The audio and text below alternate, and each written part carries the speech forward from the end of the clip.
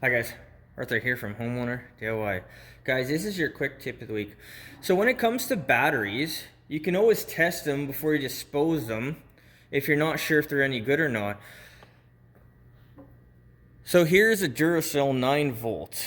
It says right here that is good until December 2020, so this is way overdue.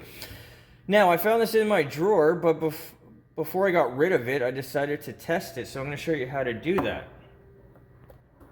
So with our multimeter here, we have DCV, which is direct current volts. That's what a battery is. So it has two 2200, 500. So this is a 9 volt battery. So go to the 20.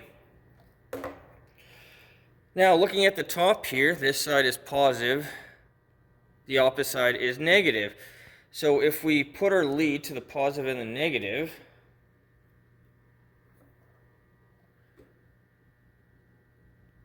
this battery has 7.5 volts left, which means this is still usable. So here is a AA battery. So this is 1.5 volts. So the bottom is the negative, the top is the positive.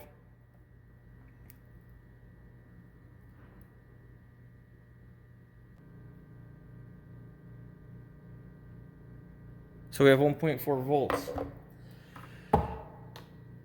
So when it comes to batteries, and this will work for your car as well, make sure before you get rid of your battery, make sure that you test it to see if it's still holding a charge or not. Because like anything else nowadays, everything is getting expensive.